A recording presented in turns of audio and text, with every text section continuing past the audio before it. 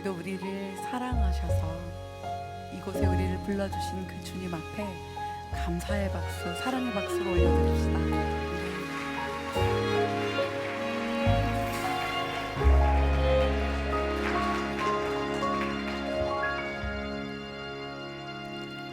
할렐루야.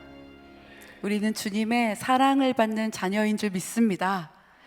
다시 한번 소개하겠습니다. 저는 찬양사역자 김명선입니다. 반갑습니다. 오늘 이 자리가 있기까지 여러분 너무너무 기다리셨죠? 정말로요? 한 2달 정도 기다리셨지요? 저는 20년을 기다렸습니다. 퀸즈 장로교에 오기까지 제가 20년이 걸렸습니다. 왜냐하면 제가 너무 20년 전에 와보고 싶은 교회였어요. 우리 장로님들과 함께 대화하면서 제가 알게 됐는데, 제가 한국에서 서울에서 대학생 때부터 찬양 사역을 해서요, 캠퍼스 월십이라는 예수전도단 팀에서 찬양팀 사역을 했습니다. 2006년 퀸즈 장로교회, 아주 예배가 뜨거웠던, 지금도 물론 너무 뜨겁지만 그때 그 서울에서 이 퀸즈 장로교회 예배를 드리려고 저희 찬양팀이 32명이 이곳에 왔었습니다. 저희 팀은 총 33명이었습니다. 한 명만 못 왔습니다. 그게 바로 저였어요. 당시 20년 전에는 미국에 오려면 비자를 대사관 가서 받았어야 됐거든요. 이스타가 없어서. 그래서 여러 가지 많이 보는데 재정 증빙을 해야 하잖아요.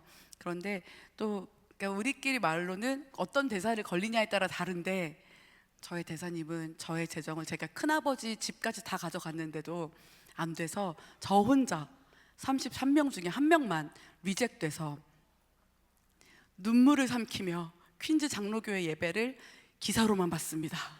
그래서 제가 오늘 올라오기 전에 한 번 더 확인했는데 2006년 이 예배당에 700명의 청년들이 모였다고 합니다. 저만 못 왔습니다.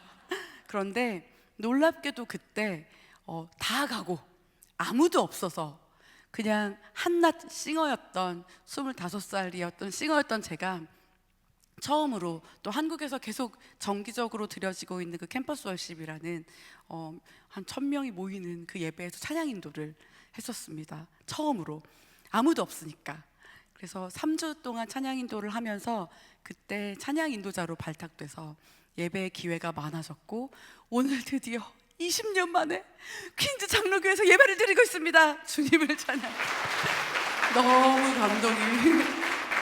퀸즈의 교회 많은데 특별히 정말 와보고 싶은 이곳에 제가 올 수 있어서 너무 감사합니다. 그리고 특별히 우리 귀한 교회에 올 수 있어서 더 감사한 이유는, 제가 오늘 나눌 간증의 이야기들이 또한 여러분들에게 위로와 격려가 되기를, 그런 시간이 되기를 기대하는 마음으로 정말 기도하고 왔습니다. 함께 우리 삶 가운데 일하시는 하나님을 찬양하기 원합니다. 제가 오늘 총 4곡에서 5곡을 부를 건데요, 그 중에 지금 부르는 노래를 아마 여러분이 제일 많이 아실 겁니다. 크게 함께 불러야 하는 찬양입니다. 어릴 때 제가, 저희 집은 오늘 하고 싶은 얘기가 너무 많기 때문에 여러분 빨리빨리 할 건데요, 어렸을 때 저는 정말 가난했어요. 그래서 특별히 가난한 사람들이 모여 사는 그런 한국의 달동네에 살았습니다. 사람들 많이 다니고 차도 다니고 건물도 있는 그런 동네 말고, 거기서 이렇게 좁은 샛길로 들어가서 있는 산길을 타고 어릴 때 국민학생 걸음으로 30분 이렇게 걸어서 산길을 가서 막 배나무밭도 있고 튤립밭도 있고 국화밭도 지나고 무덤도 지나고 연못도 지나서 저희 집까지 가는 그 길에 무서운 일도 많고 두려움도 많고, 어렸을 때 막 겁이 많았던 그때 교회에서 처음 배웠던 복음성가를 부르면서 항상 그 무서움을 달래곤 했습니다. 어떤 찬양이었냐면, 내 하나님은 크고 힘있고, 또 아세요? 능 있어 못할 일 종종 있네? 가끔 있네? 전혀 없네. 이 찬양이 제가 어릴 때 10살도 되기 전부터 하나님은 이런 분이시지, 하나님은 정말 능력 있으시고 힘 있으시고 못할 일이 전혀 없는 분이지를 믿게 하고 알게 해준 곡이에요. 우리 여기 계신 우리 교사 선생님들, 집사님들, 권사님들, 장로님들, 어린아이들에게 노래를 가르쳐주고 함께 예배하는 것이 얼마나 의미 있고 가치 있는지 모릅니다. 제가 어릴 때 배웠던 그 찬양을 거의 한 30년이 지나서 저의 첫 번째 앨범을 수록할 때 이 찬양을 1번 곡으로 넣었어요. 네, 하나님은 함께 찬양하며 주님의 이름을 높여드리도록 하겠습니다. 우리 함께 박수 치면서 제일 잘하시는 곡일 겁니다. 함께 크게 불러주시겠어요?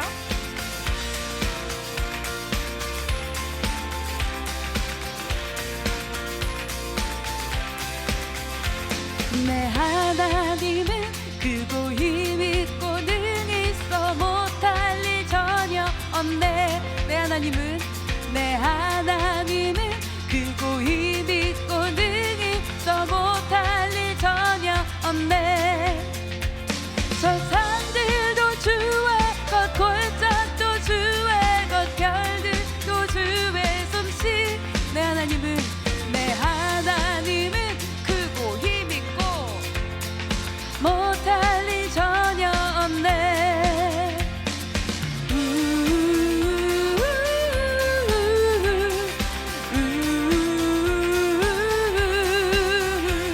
내 하나님은 크고 힘 있고 능 있어 못할 일 전혀. 여러분 믿으시기 바랍니다. 내 하나님은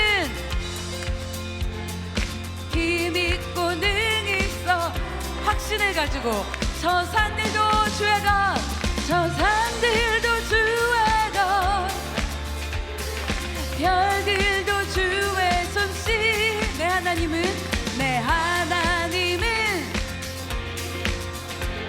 자, 이제는 여러분의 순서입니다. 제가 제일 기다리는 순서인데요.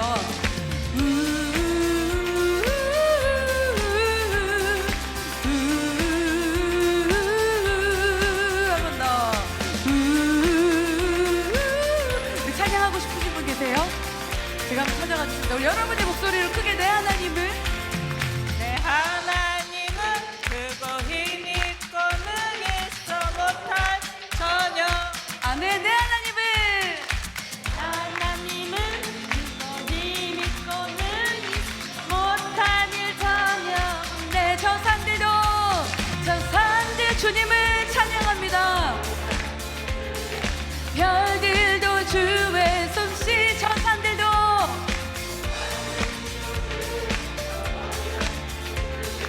별들도 주의 솜씨. 내 하나님은 크고 힘 있고 능 있어 못할 일 전혀 없네. 내 하나님은 크고 힘 있고 능 있어 못할 일 전혀 없네.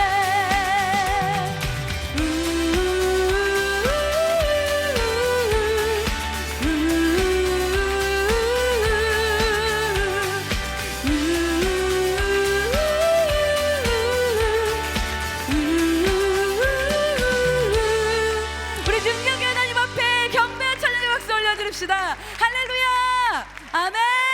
한 번 더 할렐루야. 아멘. 아멘. 이 자리에 그 하나님이 우리와 함께 하십니다. 믿으십니까? 놀라운 사실은 제가 여러분을 처음 봤지만 여러분은 저의 가족이라는 사실입니다. 아멘. 우리는 그리스도 안에서 한 형제요 자매입니다. 특별히 여러분은 공동체로 정말로 가까운 형제요 자매이신 거예요. 우리 옆에 계신 분 한번 보시겠어요? 사랑스러우시죠?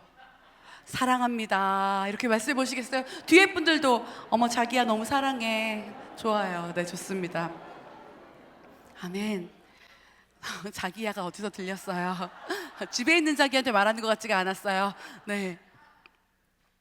우리는 형제요 자매로서 함께 이 시간을, 이 1시간 정도의 시간을 삶을 나누고 또 눈물을 나누고 평안한 마음으로 주님을 높이고 싶은데요.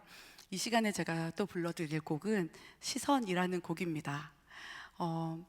이 곡을 제가 처음에 만들었던 이야기를 한번 해보고 싶습니다. 저는 선교단체 이제 어릴 때부터 가난했지만 교회에서 울타리처럼 잘 자라다가 대학교에 들어갔어요. 저는 너무 가난해서 중학교를 초등학교 때 육성회비 뭔지 아세요? 이거 아시면은 최소 40대. 그래서 육성회비도 못 내는 정말 좀 이렇게 가난하고 또 주변에 동네가 우범지대니까 어떤 게 있냐면 그 동네 애들이랑은 안 놀아야 되는 그런 게 좀 있었어요. 그래서 친구들도 랄라리들이 많았고 또 친구의 오빠는 조폭, 또 다른 친구 엄마는 밤에 일 나가시는 분, 어떤 아저씨는 아줌마를 맨날 때리고 막 이런 일들이 주위에 항상 많았지만 저는 그래도 우리 퀸즈 장로교회처럼 이렇게 멋진 교회 아니지만 상가에 있는 작은 지하에 있는 교회를 다니면서 신앙생활을 했어요.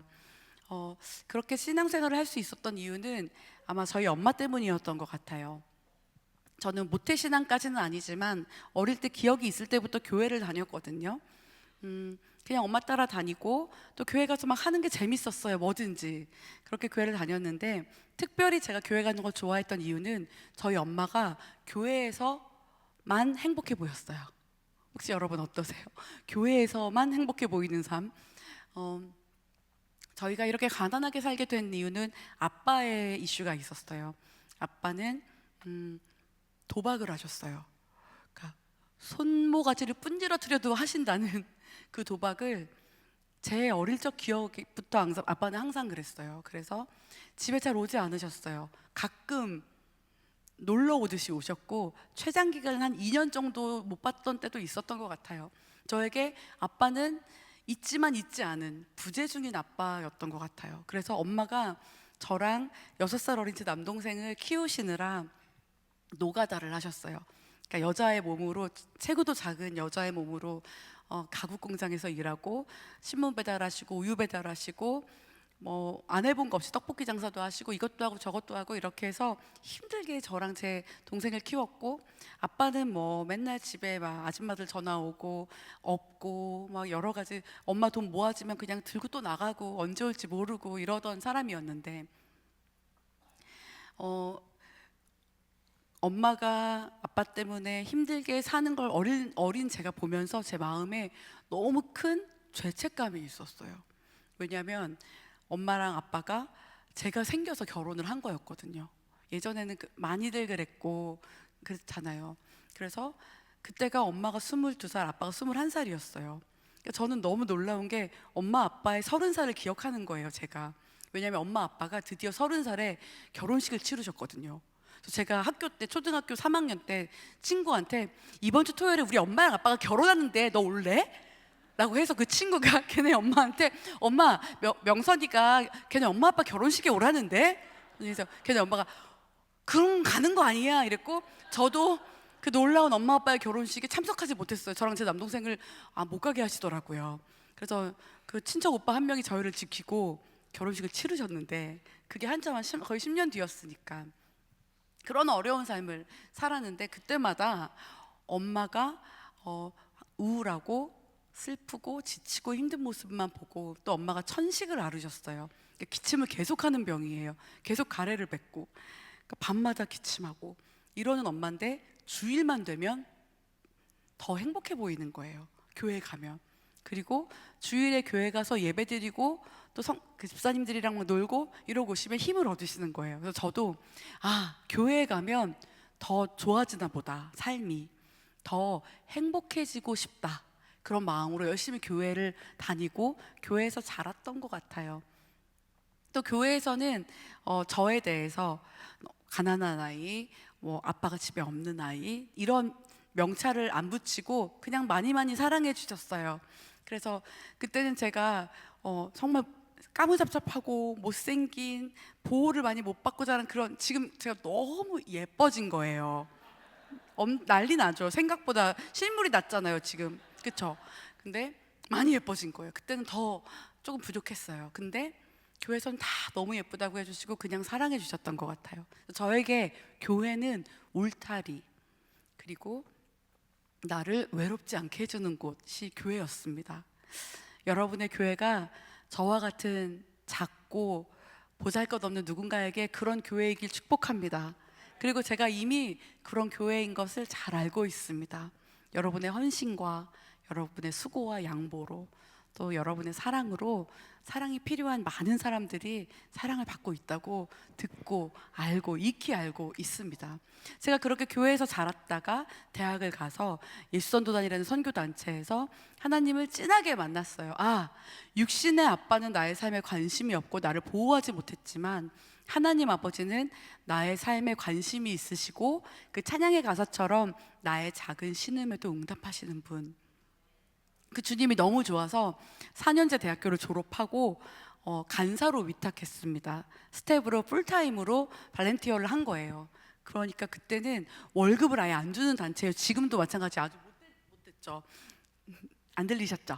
아무도 못 들었죠?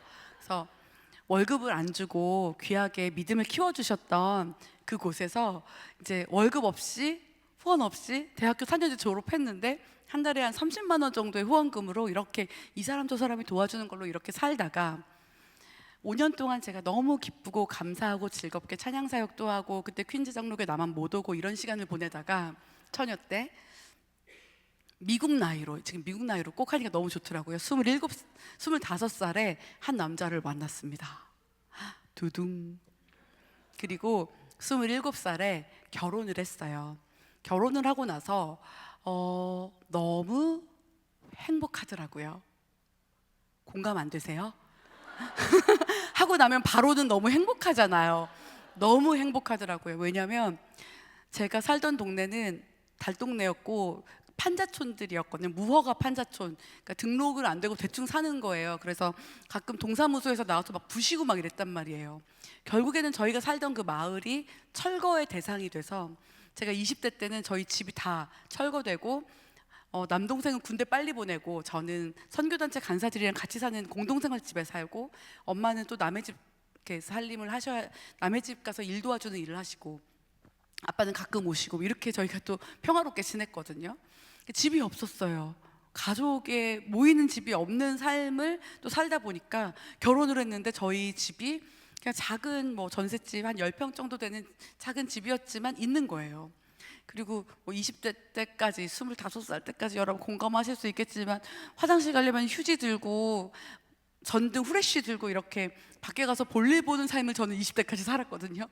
집안에 화장실이 버튼만 누르면 쭉 내려가는 게 있는 거예요. 너무 놀랍죠.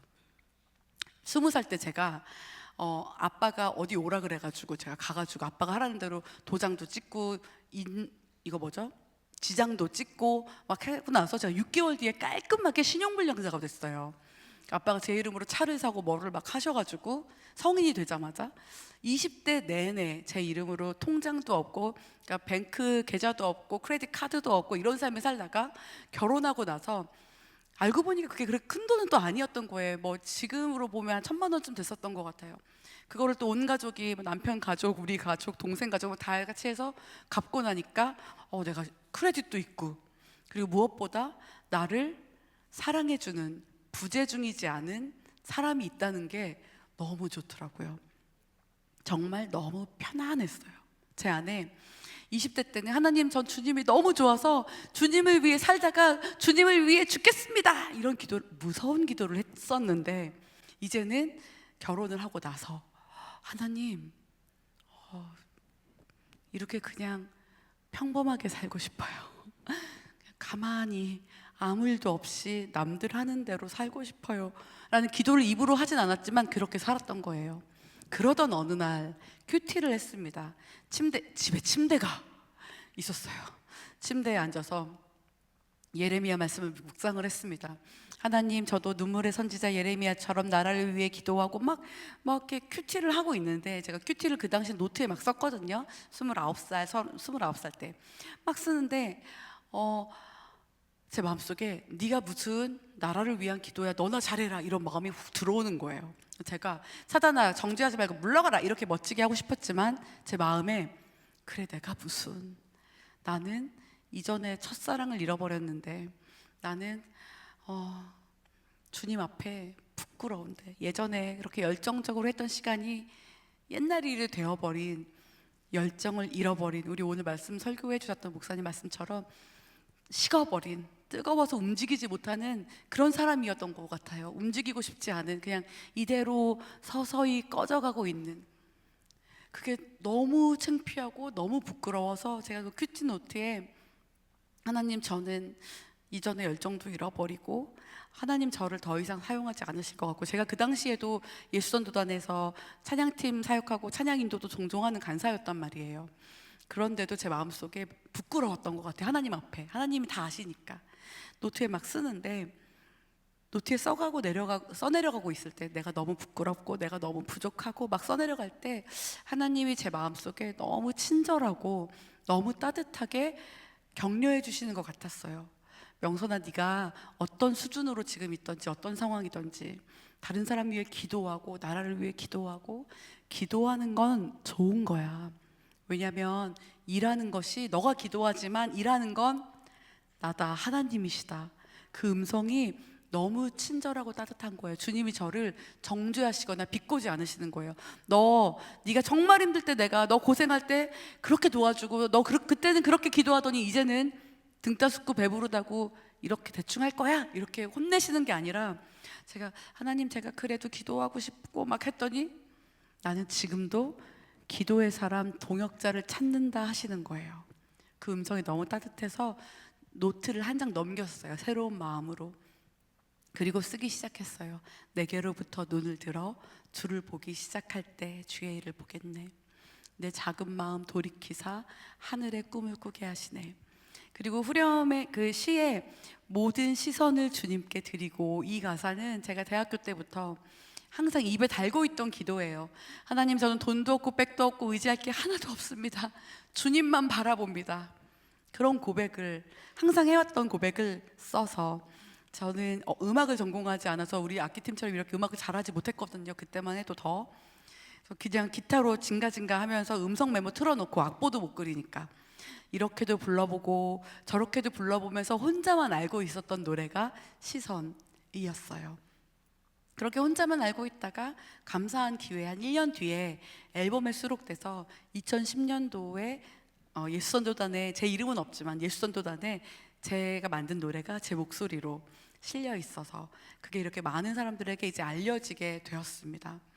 예전에는 이렇게까지는 몰랐는데요. 코비드를 지나면서 내가 열심히 교회 생활하고 뭔가 봉사하고 하여튼 뭔가 움직이고는 있으니까 하나님 사랑하고 잘 살고 있었다고 생각했는데, 코비드를 지나면서 아무것도 안 해도 별일이 일어나지 않고, 그렇죠? 이전만큼 열정이 사라지는, 그걸 경험하고 나니까 제 안에 어떤 감격이 있냐면요, 시선이라는 노래가 제가 하나님만 바라봐서 제일 잘 살고 너무 훌륭할 때, 그래 네가 이렇게 나를 잘 바라보니까 이런 노래를 주겠다가 아니라, 조금은 부끄럽고 주님 앞에 조금은 죄송할 때, 열정을 잃어버린 것 같은 그때 주님이 그럼에도 불구하고 선물로 주신 곡이어서 더 감사한 것 같아요.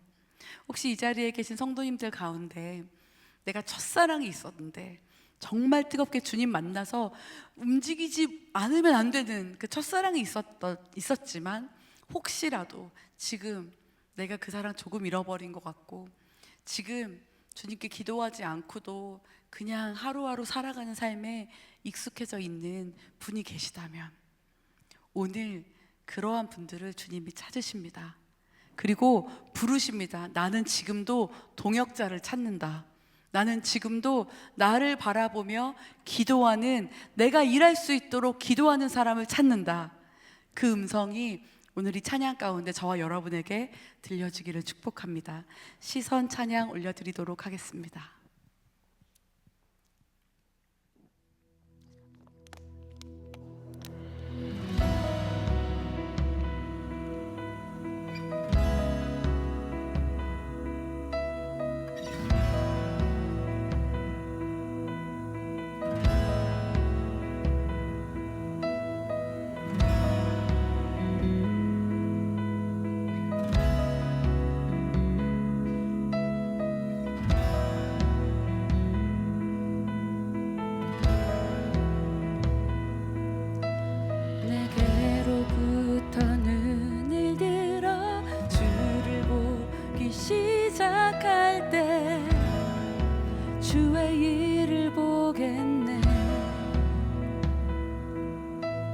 내 작은 맘 돌이키사 하늘에 꿈꾸게 하네. 주님을 볼 때 내게로부터 눈을 들어 주를 보기 시작할 때 주의 일을 보겠네. 내 작은 맘 돌이키사 하늘에 꿈꾸게 하네. 주님을 볼 때 모든 시선을 주님께 드리고 살아계신 하나님을 느낄 때 내 삶은 주와 역사가 되고 하나님이 일하기 시작하네.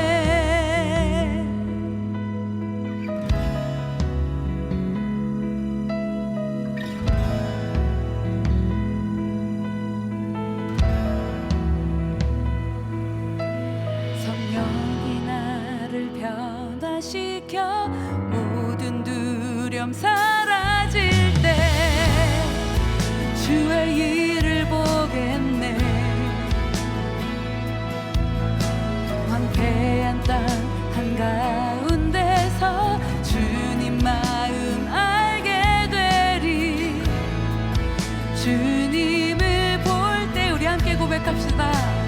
모든 시선을 주님께 드리고 살아계신 하나님을 느낄 때 내 삶은 역사가 되고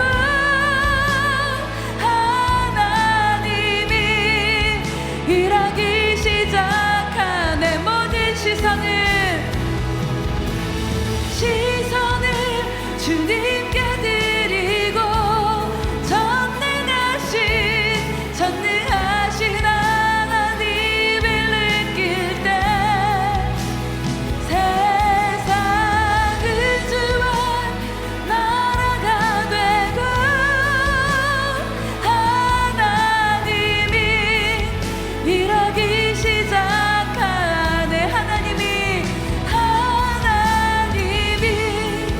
일하기 시작하네. 하나님이 일하기 시작하네. 일하기 시작하네. 할렐루야. 주님 앞에 우리를 부르시는 주님 앞에 감사의 박수 올려드립니다. 아멘.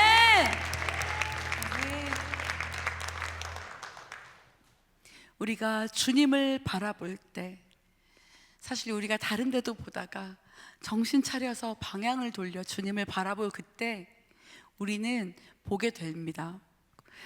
우리를 향해 한 번도 시선을 떼지 않으셨던 그 주님의 사랑의 눈빛, 어쩌면 우리를 보느라 충혈됐을지도 모르는 그 눈빛을 보게 됩니다.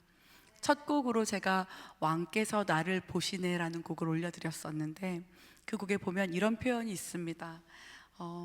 주께 돌아올 때 불붙는 긍휼, 하나님 우리를 향해 긍휼로 대하신다는 거예요. 그리고 우리를 너무 사랑하셔서 멀리 갔던 우리를 다시 데려와서 씻기고 빛나는 옷을, 의의 옷을 입혀주시는 것이 바로 우리 아버지의 사랑입니다. 그 아버지의 사랑이 저의 삶에 계속 있는 것 같습니다. 여러분도 그러시지요? 주님의 사랑은 계속 있지만 우리의 삶에는 항상 좋은 일만 있지는 않더라고요. 그렇죠? 제가 이 찬양을 2010년도에 음원으로 내서 발매했었습니다. 여러분이 유튜브로 들으실 수 있는 그 곡은 2010년도에 만들어진 곡이에요. 그리고 나서 2010년도 때 제 뱃속에 큰 아들이 9개월이었어요.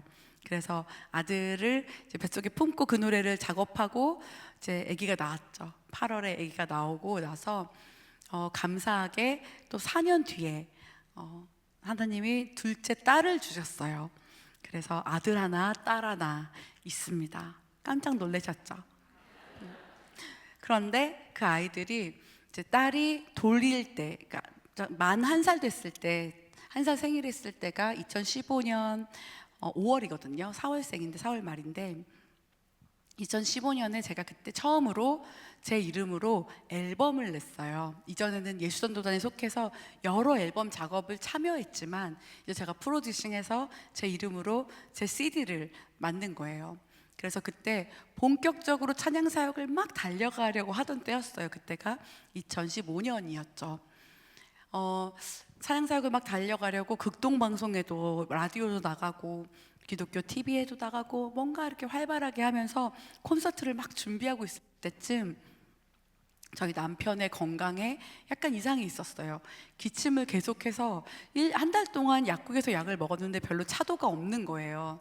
그래서 그러다가 우연한 기회에 제가 응급실을 가게 됐고, 또 그래서 남편이 데리러 왔다가 피 검사를 제가 했는데 1시간 반을 기다리라고 해서 남편도 그럼 여보도 요즘 계속 기침하니까 혹시 모르니까 엑스레이라도 하나 찍어봐 이러고 남편은 검사를 했는데, 병원에서 응급실에서 저는 아무 이상이 없다고 하고 남편만 재검을 또다시 검사를 하라는 거예요. 그래서 그 다음 주에 월요일에 회사에 말하고 반차를 냈어요. 그게 뭐냐면 아침에 병원에 갔다가 오후에 출근할게요 했는데 출근을 못했어요. 왜냐하면 병원에서 입원을 요구하더라고요. 입원해서 좀 정밀 검사를 해야겠다. 그래서 월요일, 화요일, 수요일 3일 동안 검사를 쭉 시켰어요. 그러다가 목요일에 저랑 저희 남편은 누워 있었고 제가 옆에 앉아 있고 저희 아이들이 5살, 1살이었거든요. 그래서 TV를 그 1인실 병원에서 이렇게 보고 있는데 의사 선생님이 오더니 쭈뼛쭈뼛 말을 못 하시는 거예요. 그래서 선생님 저희 뭐 언제 퇴원해요? 어떻게 해요? 막 했는데 말을 못 하시더니 그냥 뭐 애들이 참 어리네요 뭐 이러는 거예요. 그래서 왜 그러지 하고 뭐 많이 안 좋아요? 왜 그럴까요? 했는데 그 의사 선생님이 저희에게 암이라고 하셨어요. 근데 그 암이 저는 처음 들어본 암인데 담도암이라는 암이었어요.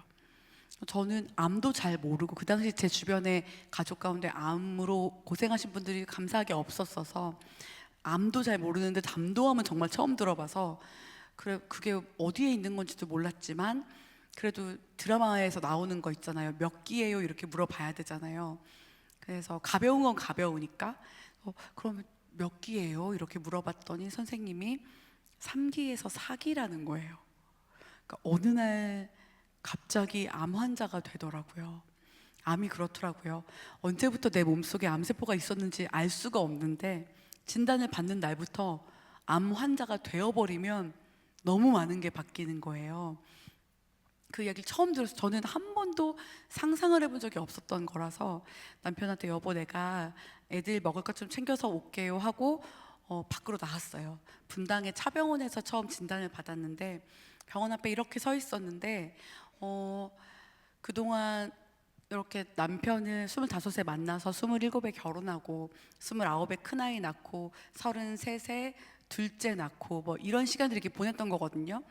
그래서 그때가 이제 35살이었어요. 제가 이렇게 시간이 이렇게 지난 걸 생각을 하는데 제가 너무 행복한 영화의 여주인공처럼 이 필름이 막 지나가는 거예요. 그동안의 시간들이 전 정말 행복했던 것 같아요. 결혼 생활이 그때 결혼 생활을 한 지 한 7년 정도 됐을 때였어서 7년. 근데 제 남동생이 저랑 제일 오래 산 남자거든요. 제 남동생의 말로는 매형은 누나를 한 번도 불행한 적이 없는 사람처럼 만들어준 사람이라고 할 정도로 저를 귀하게 여겨줬어요. 그러니까 귀하게 여겨줬던 사람으로 저는 그렇게 고백해요. 그래서 너무 행복한 영화가 쫙 지나가는데 제가 제 마음속으로 이렇게 기도를 했어요. 하나님, 아직은 안 돼요. 저도 너무 고마워, 너무 행복해, 너무 사랑해 하면서 이 사람에게 뭔가를 좀 해줄 수 있는 시간을 저에게도 주셔야 돼요. 아직은 안 돼요. 이런 마음으로 기도하는데 마음속에 외마디 기도를 드렸을 때 하나님이 마치 이 영화의 제목이 극장에서 쫙 마지막에 나오는 것처럼 떠오르게 하신 문장이 있었는데, 네가 믿으면 하나님의 영광을 보리라 라는 문장이 떠오르는 거예요. 제가 이 말씀이 어디에 있는지 그 순간은 떠오르지 않았었어요. 그래서 근데 내가 만들어낸 말도 아니고 성경에 있는 것 같긴 하지만 확신이 없었어서 제가 남편에게 가서, 여보 걱정하지 마, 주님이 네가 믿으면 하나님의 영광을 볼 거라고 하셨어. 그렇게 말했더니 남편이 아멘으로 화답하고, 그때부터 저희가 투병 생활을 했어요. 그냥 투병 생활이 아니에요. 저희의 투병 생활에 이름을 붙였어요. 영광 프로젝트. 이 네가 믿으면 하나님의 영광을 보리라, 이 말씀이 요한복음 11장 40절에 있거든요. 11장, 요한복음 11장은 나사로 아시죠? 나사로가 죽었다가 예수님이 다시 살리셨던 이야기가 담겨 있는 게 요한복음 11장이에요. 그래서 거기에 예수님께서 나사로가 죽은 걸 아시고 뒤늦게 일부러 늦게 가신단 말이에요. 그래서 그때 마리아가 예수님이 계셨으면 우리 오빠 안 죽었을 거예요. 나사로의 여자 동생이 마리아와 마르다였거든요. 막 그렇게 했을 때 예수님이 함께 우시고 돌문을 열라고 하셨을 때 마르다가 예수님 죽은 지 나흘이나 돼서 냄새가 나요 이렇게 말했을 때 예수님께서 그때 내 말이 네가 믿으면 하나님의 영광을 보리라 하지 않았느냐 하고 어떻게 하세요? 나사로야 나와라 하시니 죽은 나사로가 살아났잖아요. 그게 저의 약속의 말씀이었던 거예요. 그래서 우리는 이 일을 영광 프로젝트라고 이름을 붙이고 투병 생활을 하게 됐어요. 제가 그 당시 섬겼던 교회가 우리 김승욱 목사님이 담임으로 계시는 분당 할렐루야 교회예요. 제가 할렐루야 교회에서 6년 동안 사역을 했거든요. 당시에 청년부 예배 찬양 인도자, 찬양팀 간사였어요. 저희 청년들이 뭐 한 400명, 500명 있을 때였는데 저희 청년들이 다 같이 함께 기도해줬고 또 온 교회가 저희를 위해 기도해 주셨어요. 그래서 저희 남편이 투병 중에서도 그 간증도 교회에서 한번 김승 목사님이 하라고 하셔가지고 간증도 했던 기억이 있고, 이렇게 해서 영광 프로젝트를 막 진행했어요. 건강이 너무 멀쩡한데 너무 안 좋다니까 이게 믿어지지도 않고 혹시 모르잖아요. 그래서 좀 더 큰 병원 삼성병원에 가서 다시 한번 온몸을 검사했어요. 3일 동안 거기서도 검사하고 병명은 동일한 병명에 동일한 기수, 그리고 거기서는 저를 따로 보호자를 불러서 4개월이 남았다고 하는 거예요. 그래서 저는 병원에서는 4개월이 남았다고 말하지만 그때 검사했을 때 간에 14cm 암이 있었고, 담도암이라는 것이 간으로 가는 길에 있는 암이거든요.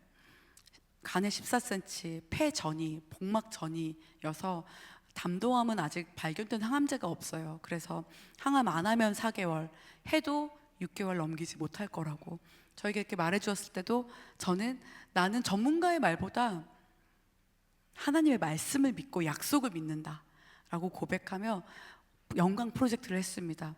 남편은 전라도에 가서 요양을 했고 저는 계속 분당 할렐루야 섬기면서 전라도로 일주일에 한 번씩 2주에 한 번씩 왔다 갔다 하면서 이렇게 챙겼어요.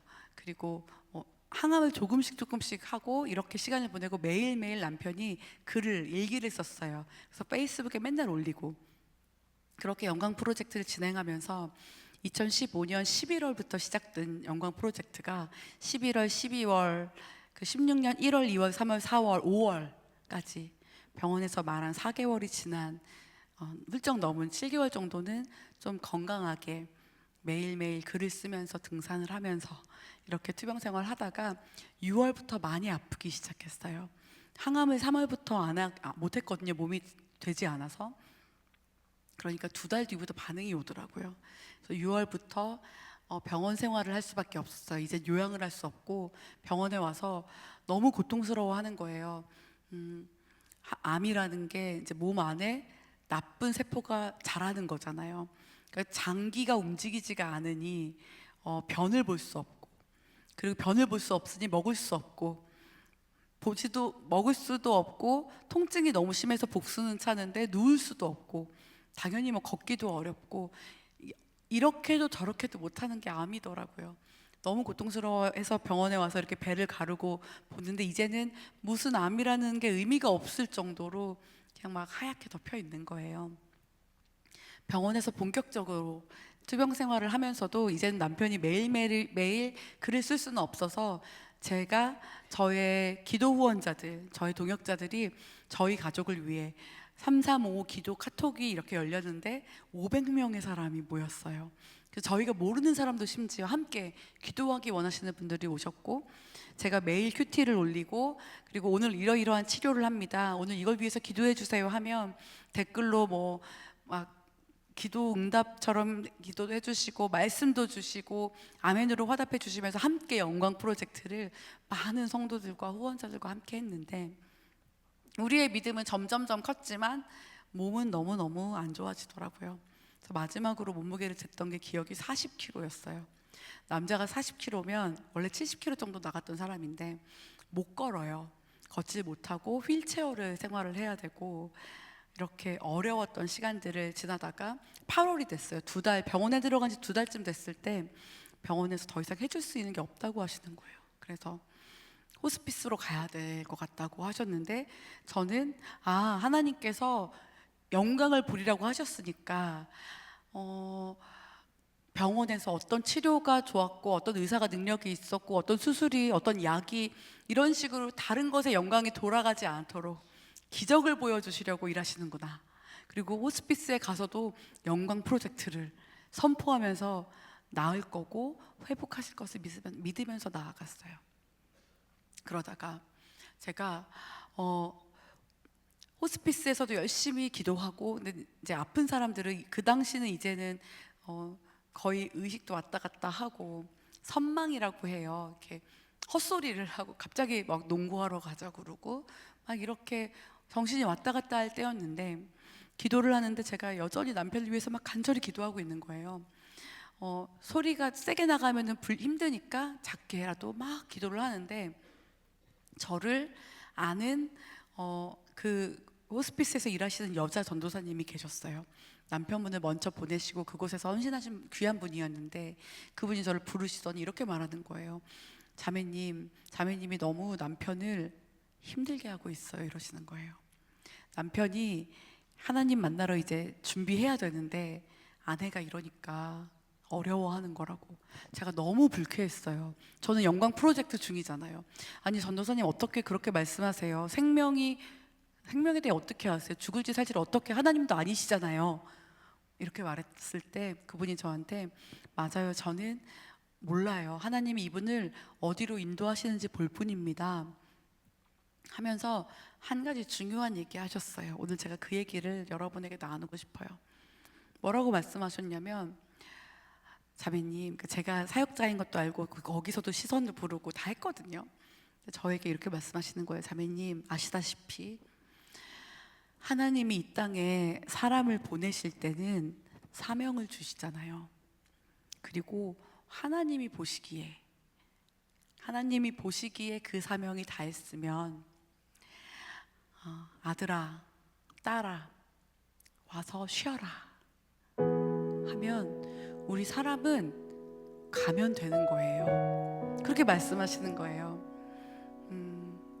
아니요, 아직 할 일이 너무 많은데요. 저희 남편은 아직 너무 젊고요, 하나님을 위해서 하고 싶은 일들이 되게 많아서 프로젝트가, 저희 남편이 규장 출판사 가피풀에서 일했거든요. 하나님의 일들을 하려고 준비했던 게 이렇게도 많은데, 그리고 이 사람 술 담배도 당연히 안 했고 무엇보다도 너무 착한 사람이에요. 그럴 리가 없잖아요. 그렇게 했는데 그분이 말씀하시는 게 맞는 거예요. 우리 생각에는 아직 할 일이 너무 많은 젊은 분이지만 주님이 판단하시고, 왜냐하면 죽고 사는 것이 주께 있다라는 것이 진리이기 때문에 주님이 사명 다 했다, 너무 귀하다, 와서 쉬어라 하면 가는 거라는 거예요.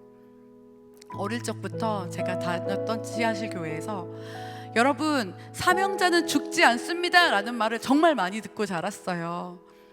그런데 왜 사명을 다하면 죽는다는 얘기를 아무도 안 해주셨는지 모르겠어요. 너무 똑같은 얘기인데 제가 처음 듣는 얘기 같은 거예요. 내 생각은 그렇지 않지만 주님 판단이, 주님 생각이 그렇다면 그럴 수 있구나. 제가 감히, 저는 아버지가 거의 없이 하나님 아버지를 믿고 자랐기 때문에 없어, 하나님 여태까지 믿었던 거 아닌 것 같아, 내가 오해했어 라고 할 수 없어요. 하나님은 저에게 힘있고 능있어 못할 일이 전혀 없는 분이 확실해요. 그리고 선하신 나의 아버지가 너무 확실해요. 그래서 하나님 이거 아니에요, 잘못했어요 라고는 말을 못해요. 대신 제가 마음속에 너무 서운한 거예요. 왜요? 저는 열심히 산 것밖에 없고, 내가 보기에 다른 내 친구들보다 내가 더 착하게 산 것 같았었는데, 그때만 해도 왜 저희예요? 그러면서 그때 그동안 영광 프로젝트 하느라고 울지 못했던 제가 처음으로 그 복도에서, 호스피스 복도에서 펑펑 울었던 것 같아요. 하나님 저의 마음을 만지시고 또 저희 남편에게도 시간을 주시고, 저희 아들이 8월 12일이 생일인데 아이들을 호스피스에 오게 해가지고 아이들이랑 인사하고, 그리고 8월 20일에 하나님이 남편을 먼저 데려가셨어요. 그래서 제가 올해로 10년차 과부입니다. 여기 과부 선배님들이 계신지 모르겠지만 후배님들도 계시겠고, 제가 35에 그렇게 특별한 부르심을 받았던 것 같아요. 그 이후에 장래 때부터 이해가 안 될 때마다 썼던 글들, 그리고 하나님 말씀 붙잡으려고 몸부림쳤던 글들이 담은 책이 밖에 있어요. 제가 많이 못 가지고 왔지만 그 책에 더 많은 간증들, 더 많은 이야기들이 있습니다. 그런데 제가 오늘 우리 퀸즈 장로교회에 와서 이 간증을 하면서 제가 다른 곳에서는 하지 않았던 간증을 하나를 해보고 싶어요. 저도 이제 여러분들의 공동체 이야기를 알고 듣고 또 눈물로 기도하시는 분들을 많이 보아서 제가 이제 남편을 떠나 보내고 제 마음속에 가지고 있던 배웠던 단어는 뭐냐면 사랑이 남는다는 거예요. 사람은 떠나도 그 사랑이 없어지지 않는다. 그 사랑이 여전히 남는다는 거예요. 제가 이걸 어떻게 알았냐면, 시간이 이제 가고 있는데 짧게 설명하면 부산에 사역을 갈 일이 있었어요. 남편 떠나보내고 저희 큰아이가 분리불안을 겪으면서 정신적으로 소아 우울증을 앓고, 그러니까 얘 때문에 제가 더 힘들었거든요. 투병 생활보다 더 힘들었던 것 같아요. 아이가 힘들어하니까, 아이가 우울해하고 이러는 게, 그리고 저를 계속 옥죄는 게 저를 너무 힘들게 했었어요. 아무데도 못 가게 하고, 애는 학교도 안 가고, 저도 신대원 다녀야 되는데 공부도 못 하게 하고, 아무튼 이런 시간이 이렇게 지나면서 부산으로 사역을 갔대. 저를 거기서 처음 본 전도사 남자분이 계셨어요. 저를 이렇게 라이드 해준 분이에요. 근데 그분이 저를 잘 몰랐다가 저를 이렇게 픽업해서 가서 간증 집회하고 다시 돌아오는 차에 저한테 이렇게 말하는 거예요. 그 돌아오는 차에서, 전도사님, 제가 사실은 전도사님에 대해서 전혀 몰랐어요. 그냥 시선 만든 분 제 차로 모셔야 되는 거 말고는 뭐 결혼을 했는지 여자분인 것만 알았대요. 근데 막 함께 대화하고 즐겁게 가면서 이분이 저에 대한 첫인상이 있었다는 거예요. 그래서 제 첫인상이 어때요? 이렇게 물어봤더니 그분이 이러시는 거예요. 전사님 보고, 이분은 정말 남편 사랑 많이 받고 사나 보다 생각이 들었다는 거예요. 특별히 남편이 사랑 표현을 진짜 많이 해주시나 보다, 이런 마음이 들었대요. 그래서 왠지 이 말씀 해드리고 싶어요. 전도사님 너무 사랑 많이 받으신 분 같아요, 이러시는 거예요. 제가 그 얘기가 좀 특별하게 들렸어요. 그래서 기차에 와서, 부산역 기차에 와서 막 적었거든요. 하나도 까먹지 않으려고. 적다 보니까 정리가 되더라고요. 첫 번째는, 사람은 이제 떠났지만 그 사람이 남긴 사랑이 남았구나. 없어지지 않더라고요. 모든 만남이 있으면 결국 우리 모두는 혼자서 하나님 앞에 서는 날이 옵니다. 이것은 진리예요. 내가 지금 가까운 사람들 다 옆에 있잖아요. 배우자, 자녀, 부모님, 사랑하는 사람들. 그런데 언젠가 분명히 우리는 헤어져요. 너무 서운하지만 준비를 하고 헤어질 수도 있겠지만 그렇지 않은 경우들도 왜 없겠어요? 그런데 그 헤어질 때 여러분 어떤 사람으로 남기 원하세요? 여러분이. 그리고 제가 너무 긴장되지만 여러분을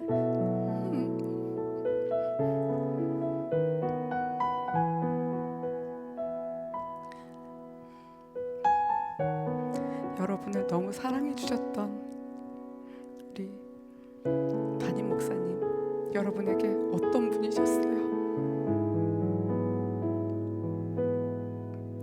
저는 우리 교회에 이틀밖에 와 있지 않았는데 너무 많이 느껴졌어요. 성도님들이 너무 많이 사랑하셨구나, 너무 많이 아쉬워하시는구나, 너무 많이 슬퍼하시는구나. 투병생활 하셨다고 해도 어떻게 우리가 헤어짐을 준비할 수 있겠어요? 시간이 지난다고 해도 어떻게 잊을 수 있겠어요? 예전에 제가 이제 혼자 돼서 교회 왔을 때 남편 먼저 보내셨던 분들이 저한테 이렇게 말씀하셨거든요. 과부 권사님들이 그냥 하루하루 살아, 시간이 간다 이러셨는데 3년이 지나고 4년이 지나도 그냥 현관문 열고 들어올 것 같은 거예요. 없어지지 않더라고요. 내 마음속에 방을 빼야 된다는 생각이 있는데 이게 빠지지가 않아요. 제가 마음을 바꿔 먹었어요. 내 이 방을 잘 간직하고 살아야겠다. 내가 이 사랑을 받았는데 이 사랑을 받은 기억이 없는 것 같은 인간이 다시 되는 게 아니라 사랑받았던 사람으로 살아야겠다. 여러분을 사랑하셨던 우리 목사님께서 여러분들에게 가르쳐 주시고 보여주셨던 삶이 있으셨을 거예요. 그대로 사는 것이 그 삶을 값지게 하는 삶입니다. 계속 슬퍼하는 것보다, 계속 많이 고민하는 것보다 배운 대로 사는 것, 하나님이 우리에게 주시는 거라고 생각해요. 제가 그래서 그때 이제 그 일 있고 나서 하나님 사랑이 남는구나, 그리고 사랑은 남는다라는 그 테마를 가지고 저의 방식으로 애도하는 마음으로 2019년에 앨범을 또 2집 앨범을 준비했어요. 남편이 떠나고 3년 뒤였어요. 사랑은 남는다라고 이름을 정해놓고 여러 곡들, 그동안 썼던 노래도 넣고 좋아하는 곡들도 넣고 외국 곡 중에 I Can Only Imagine이라는 곡이 있거든요. 그 곡을 그저 상상할 뿐이지라는 걸로 제가 번안을 해서 앨범 작업을 했어요. 천국에 가면 어떨까, 그런 너무 그리운 마음에. 저희 아들이 7살에 한국 나이로 7살에 학교, 그 아빠가 하늘나라 가고 8살에 한국에서 학교 가잖아요. 그때 게시판 뒤에 자기소개라는 막 있는데 그 이렇게 동그란 잎사귀 꽃잎처럼 하고 옆에 이렇게 해서 자기 이름 쓰고 뭐 좋아하는 음식, 좋아하는 동물, 가고 싶은 나라 이런 거 쓰는데 저희 아들이 가고 싶은 나라의 천국을 썼었거든요. 그러니까 천국은 어떤 곳일까라는 얘기를 저희가 자주 했었던 것 같아요.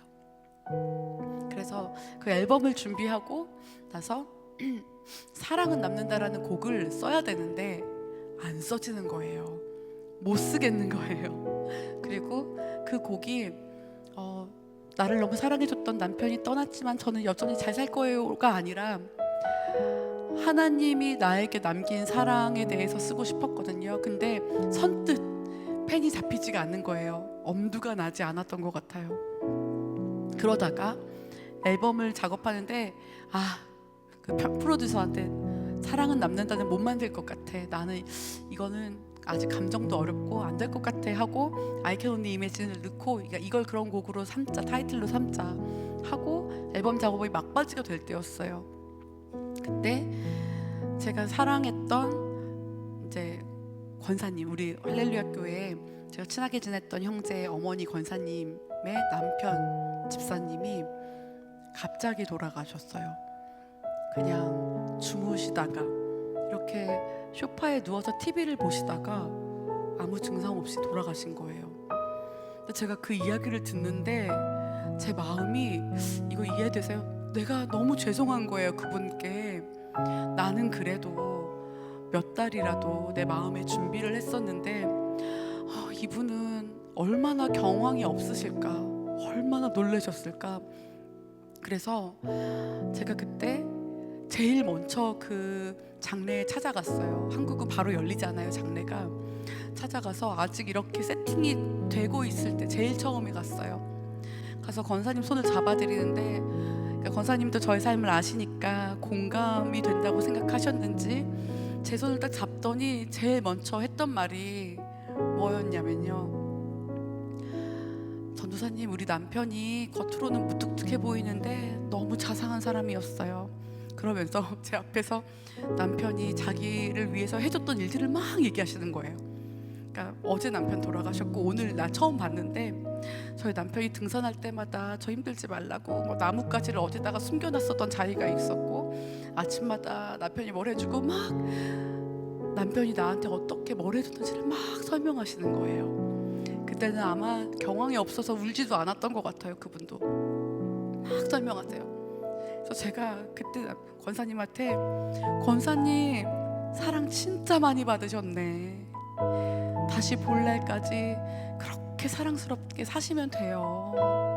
그렇게 제가 말씀드리고 기도해드리고 나와서 집에 왔는데 잠이 안 오는 거예요. 그리고 그때 사랑은 남는다라는 곡을 완성했어요. 우리가 상실을 경험할 때 사람의 사랑에 대해서 얘기했지만, 사실은 여러분, 우리가 지난주에 고난주간 부활주일 지났는데 하나님 사랑이 어떻습니까?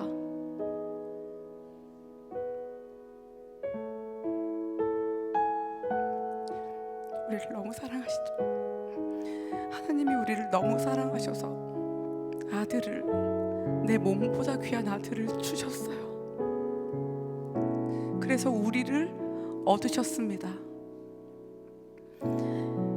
요한복음 1장 1절에는 태초에 말씀이 계시니라, 이 말씀이 하나님과 함께 계셨으니 이 말씀이 곧 하나님이시라. 요한복음 1장 14절에 말씀이 육신이 되어 우리 안에 거하심에 우리가 독생자의 그의 영광을 보니 독생자의 영광이요 은혜와 진리가 충만했다. 말씀이신 하나님께서 육신을 입고 이 땅에 오셔서 우리를 위해 죽으심으로 우리가 삶을 얻었습니다. 그 사랑으로 제자들을 키우시고 제자들에게 너희도 이렇게 사랑해라 말씀하셔서, 그 제자들이 주님을 너무 사랑해서 목숨을 바쳐서 헌신했고 복음을 전하고, 또 그의 제자들이 목숨을 바쳐서 복음을 전해서 전해지고 전해진 그 사랑들이 오늘 우리 이곳 이 플러싱까지, 우리 퀸즈 장로교회 저와 여러분의 끝까지 온 것입니다. 우리가 잘해서 우리를 사랑하지 않으셨고, 요한일서 1장 9절에 우리를 먼저 사랑하셨다. 로마서 5장 8절에 우리가 아직 죄인 되었을 때 그리스도께서 우리를 위하여 죽으심으로 하나님께서 우리에 대한 자기의 사랑을 확증하셨다. 요한복음 13장은 1절은 예수께서 제자들을 사랑하시되 끝까지 사랑하셨다. 우리는 그 사랑을 입은 자입니다. 그리고 그 사랑을 받은 자처럼 이 땅에 남은 삶을 살아야 할 줄 믿습니다. 여러분의 삶이 더 의미 있고 더 가치 있어지는 것은 우리가 언젠가는 마지막 때가 있다라는 걸 기억하고 사는 거예요. 그러면 옆에 사람이 더 소중합니다. 그리고 모든 사람이 더 귀합니다. 그리고 우리의 인생 가운데 우리에게 사랑을 남기신 분들을 기억하며 그 사랑이 헛되지 않게 그 사랑을 받은 사람처럼 사는 것, 그리고 여전히 내 삶을 빛나게 하시는 그 주님을 의지해서 그 영광 바라보며 사는 것, 그것이 그 사랑에 보답하는 일인 줄 믿습니다. 그리고 여러분은 이미 그렇게 사시는 분들인 걸로 제가 알고 있어요. 여러분의 믿음의 경주, 믿음의 삶을 응원합니다. 사랑은 남는다 찬양 올려드리도록 하겠습니다.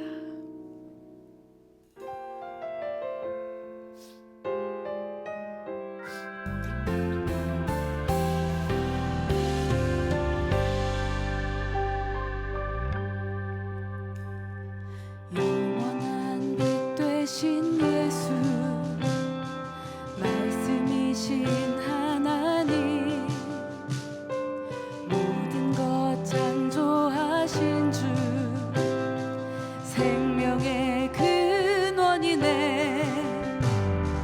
말씀이 육신이 되어 우리 안에 거하시니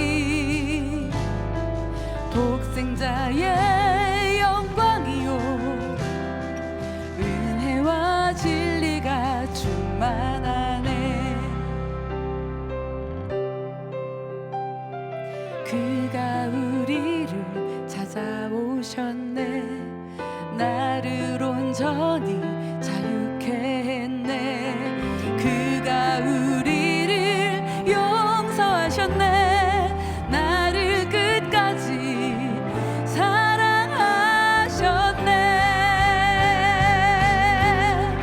그가 남긴 사랑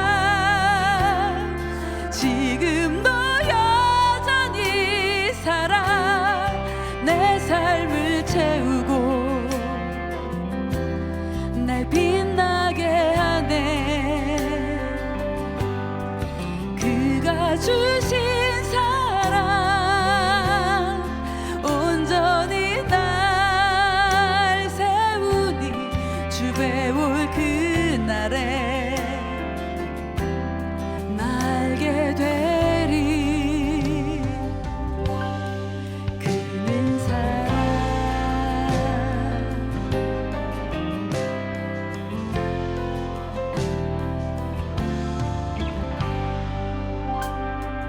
영원한 빛 되신 예수, 말씀이신 하나님, 모든 것 창조하신 주, 생명의 근원이네. 말씀이 육신이 되어 우리 안에 거하시니 독생자의 영광이요 은혜와 진리가 충만하네. 그가 우리를 찾아오셨네. 나를 온전히 자유케 했네. 그가 우리를 용서하셨네. 나를 끝까지 사랑하셨네. 그가 남긴 사랑 지금도 여전히 살아 내 삶을 채우고 날 빛나게 하네. 그가 주신 사랑 온전히 날 세우니 주배 올 그날에 날게 되리. 그가 남긴 사랑 지금도 여전히 살아 내 삶을 채우고 날 빛나게 하네. 그가 주신 사랑 온전히 날 세우니 주배 올 그날에 날게 되리. 주는 사랑 주는 사랑 그는 사랑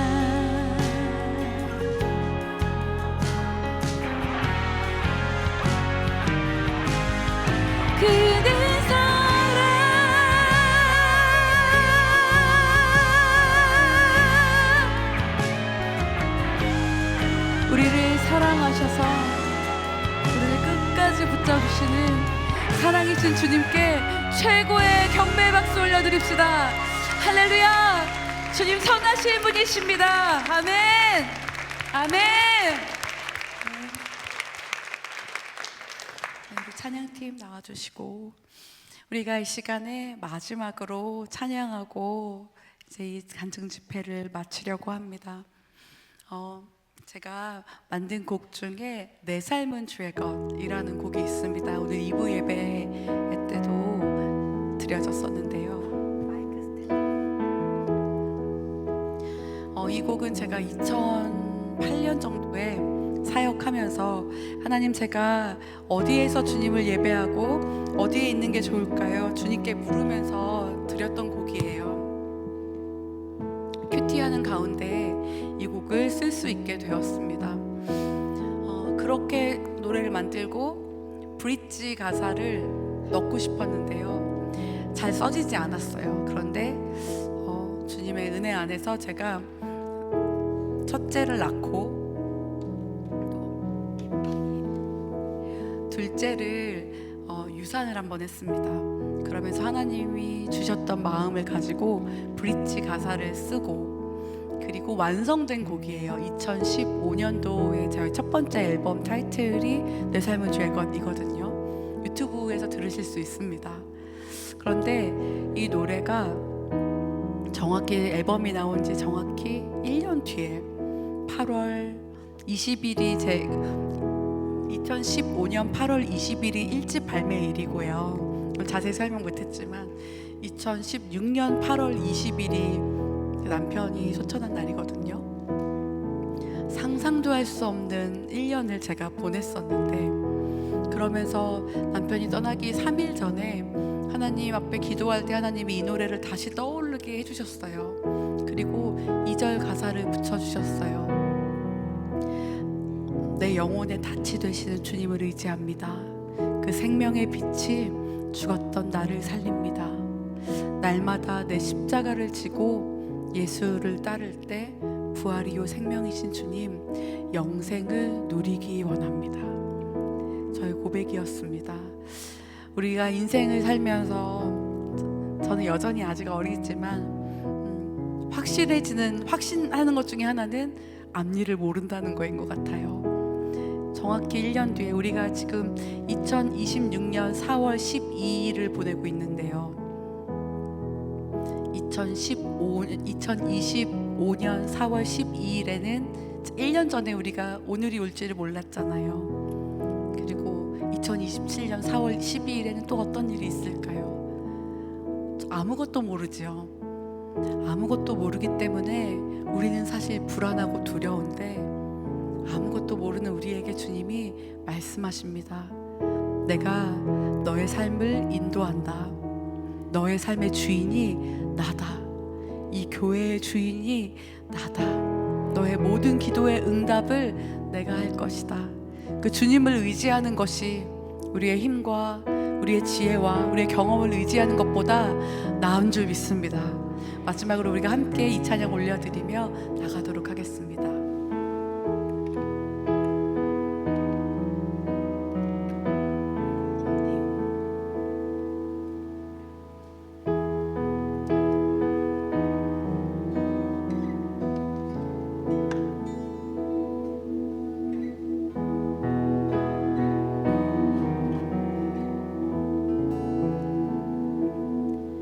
내 영혼의 닻이 되시는 예수를 의지해 그 생명의 빛이 죽었던 나를 살리네. 날마다 내 십자가 지고 예수만 따르리. 부활이요 생명이신 주 영생을 누리네. 내 삶은 주의 것, 내 삶은 주의 것. 온전한 신뢰를 주께 드리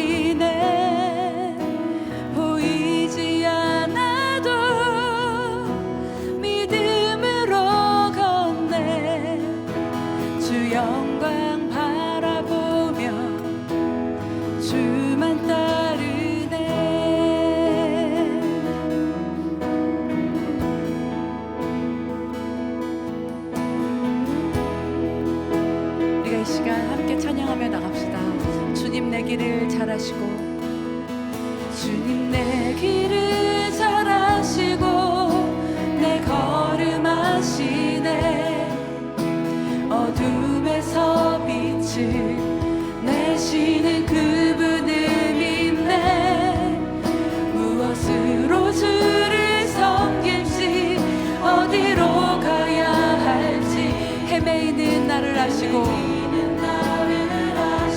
길을 여시네 내 삶은 주의 것 내 삶은 주의 것 내 삶은 주의 것 온전한 신뢰를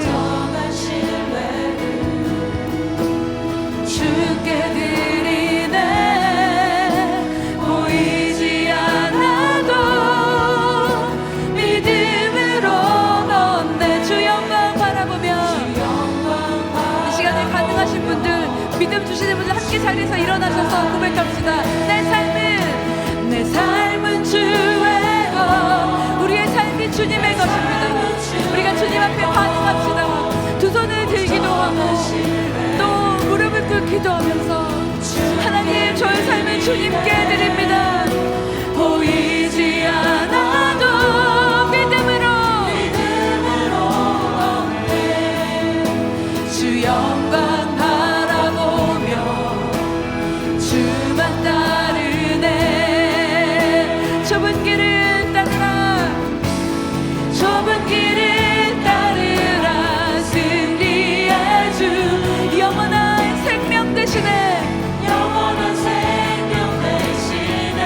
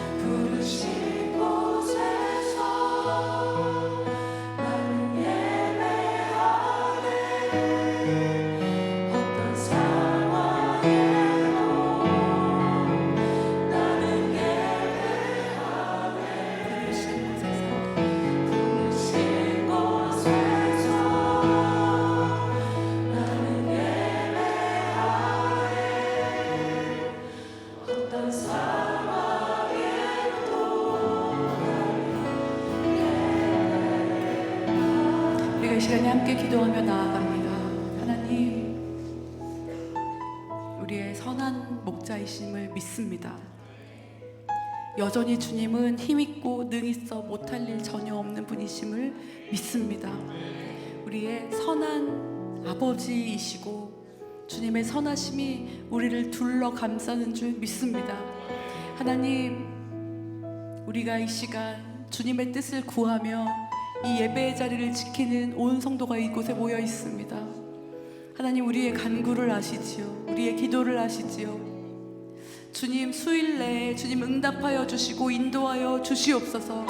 특별히 하나님, 이 시간 우리가 함께 기도할 때 우리 교회를 주님의 손에 올려드리는 기도를 함께 외치며 기도합시다. 간절히 간구하며 기도할 때 하나님, 주님 우리 교회의 주인 되시오니 주님 우리 교회를 통하여서 계속해서 일하여 주시옵소서. 특별히 하나님, 예비하신 선한 목자를 보내주시고 하나님, 온 성도가 한마음 한뜻이 되어서 이 성전 가득 채운 주님의 영광과 주의 임재를 보게 하여 주시옵소서. 우리 함께 두 손을 높이 들고 주여 한번 외치며 선포하며 기도합시다.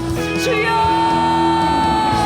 하나님 우리 교회 안에 기름 부어주십시오. 하나님의 기름 보여주시고 한번 역사하여 주시옵소서. 주께서 우리의 교회 가운데 새 일을 행하실 것입니다. 하나님, 예비하신 선한 목자를 허락하여 주시며 하나님, 사람의 생각과 사람의 경험이 아니라 주님의 완벽하고 상명하신 인도하심, 하나님 우리 모두를 한마음으로 선택하게 하시는 역사가 있을 줄 믿습니다. 하나님, 기름 부어주십시오. 하나님의 교회를 통하여서 선교적인 사명을 감당하게 하시니 감사합니다. 하나님, 이 지역 가운데 하나님을 사랑하는 영혼을 이것에 멈추게 하여 주시고 아버지께서 원하시는, 아버지께서 감동하시는 하나님의 기뻐하는 교회로 자라나도다 충성되도다. 너의 교회를 통하여서 내가 하나님의 앞에 나타나는 기름 들을 수 있도록 역사하여 주시옵소서. 주님, 일하여 주시옵소서. 하나님, 주님의 능력을 부어주시옵소서.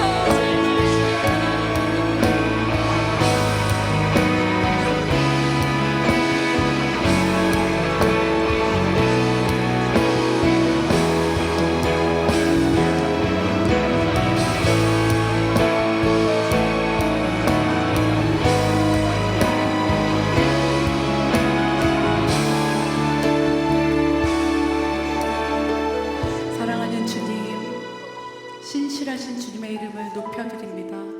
오늘 우리에게 말씀하여 주시고 또 우리를 위로하시고 우리를 새롭게 하시고 우리를 도전하시는 주님의 은혜를 찬양합니다. 하나님, 주님은 정말로 좋은 분이십니다. 내가 원하는 대로, 내가 기도하는 대로 다 이루어지지 않아도 주님 좋은 분이십니다. 나의 기도 아직 응답되지 않고 건강의 문제, 재정의 문제, 직장과 가정과 학업의 문제, 아직 풀리지 않은 기도 제목 여전히 가지고 있어도 여전히 선한 분이심을 믿음으로 고백하는 우리 모든 성도 되게 하여 주시옵소서. 예수님의 이름으로 기도드렸습니다. 우리가 이 시간에는 마지막으로, 계속 마지막일 예정입니다. 마지막으로 주님의 선하심 함께 찬양하고 마치도록 하겠습니다.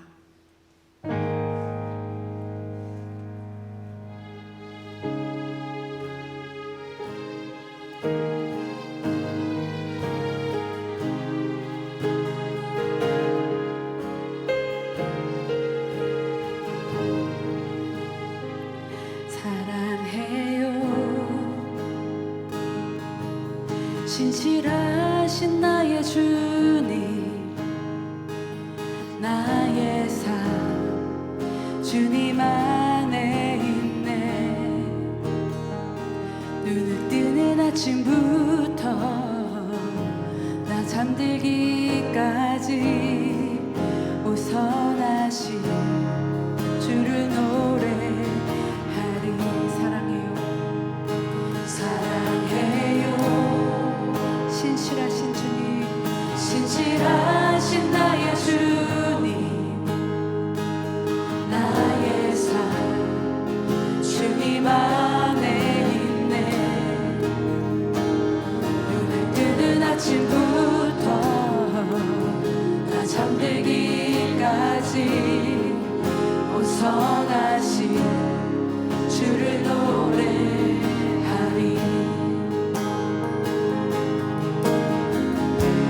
신실하신 나의 주님, 나의 삶을 인도하셨네.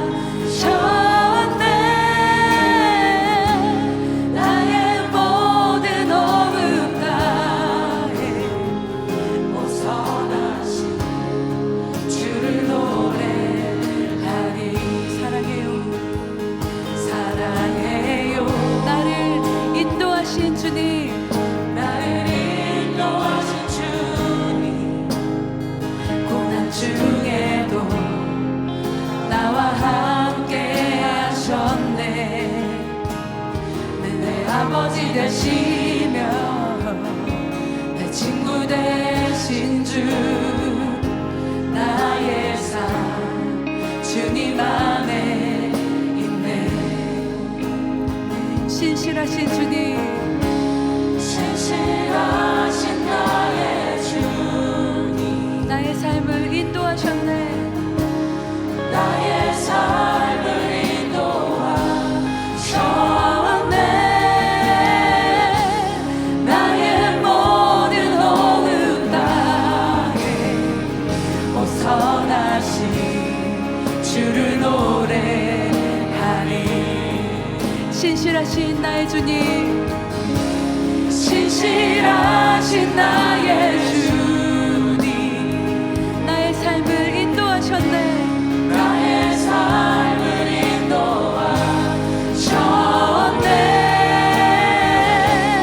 나의 모든 어느 땅에 오 선하신 주를 노래하리. 선포합시다. 주님의 선하심이, 주님의 선하심이 날 인도하시네. 주님의 선하심이 날 지켜주시네. 주께 엎드려 나의 모든 삶 주님께 드리네. 주님의 선하심이 날 인도하시네. 주님의 선하심이 우리 교회 위에 있을 것입니다. 우리 삶 가운데 있습니다. 주님의 선하심 날 지켜주시네. 주께 엎드려 나의 모든 삶 주님께 드리네. 주님의 선하심 날 인도하시네.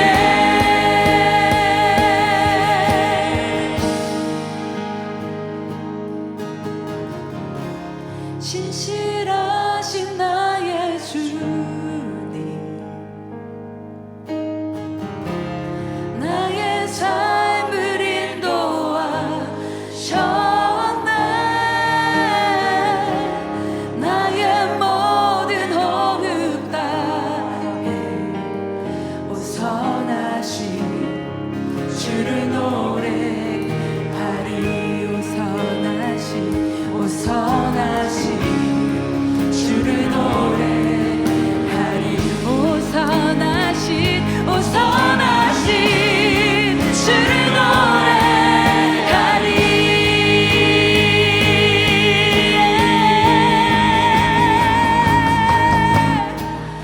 주님의 선하심이 날 인도하시네. 주님의 선하심 날 지켜주시네. 주께 엎드려 나의 모든 삶 주님께 드리네. 주님의 선하심 날 인도하시네. 우리 한번 더 주님의 선하심이 주님의 선하신 분이십니다. 오 주님의 선하심 날 지켜주시네. 주께 엎드려 나의 모든 삶 주님께 드리네. 주님의 선하심 날 인도하시네.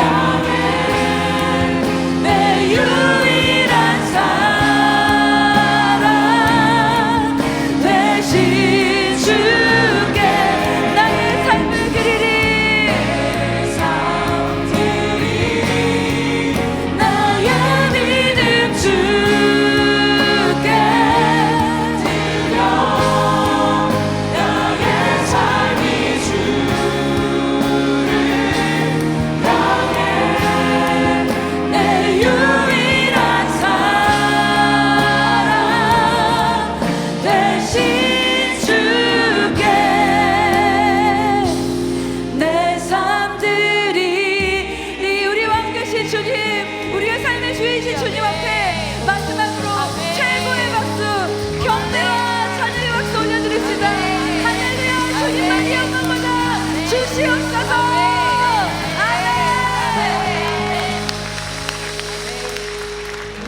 아멘. 귀한 시간 찬양 집회를 마쳤습니다. 우리 마지막으로 우리 찬양팀과 함께 기쁨으로 찬양하시고 여러분의 교회와 여러분의 삶을 위해 기도하며 응원하겠습니다. 다시 한번 주님께 영광의 박수 올려드립니다.